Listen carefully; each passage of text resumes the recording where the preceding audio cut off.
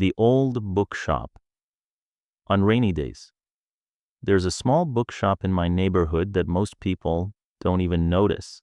It sits quietly between a bakery and a flower shop, with a dusty window and an old wooden door that creaks every time someone walks in.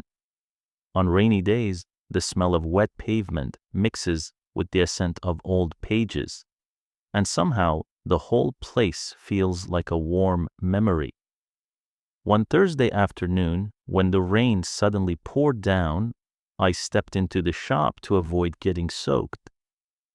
The bell above the door rang softly, and the owner, an elderly man with silver hair and gentle eyes, looked up from his desk. "Rainy days choose their visitors," he said with a smile. I didn't know what he meant, but the way he said it felt comforting. The shop was quiet except for the soft music playing from an old radio in the corner. The air was warm, and for a moment it felt like the world outside didn't exist. As I walked between the shelves, I noticed something unusual. Every book had a small handwritten note tucked inside the cover. Some notes said things like, "This story helped me on a lonely night. Read this when you need courage." A reminder that endings can be beautiful too.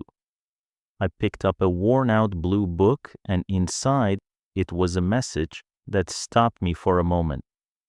You will find what you're looking for, even if you don't know what it is yet. I didn't expect a piece of paper to affect me, but somehow it did. Life had felt uncertain lately. Too many questions, too many paths, and not enough clarity. But that little sentence felt like someone had reached into my thoughts and answered a question I hadn't even asked out loud. The owner approached me quietly. "People leave notes when a book changes something in them," he said. "It's their way of passing hope to the next reader." I looked around. Suddenly, the shop felt alive, not because of the books, but because of the people who had touched them, loved them, and left a part of themselves behind. Before leaving, I asked the owner if I could buy the blue book. He shook his head gently.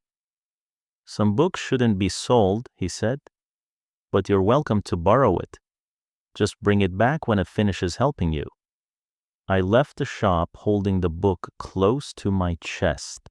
The rain had softened outside, and the world looked a little brighter, not because anything had changed, but because something inside me had. That night, I read the first chapter, then the second, then the third, and every time I felt lost or uncertain, I opened the inside cover and read the little note again. You will find what you're looking for, even if you don't know what it is yet. Somehow, I started to believe it, and maybe that was the beginning of finding it.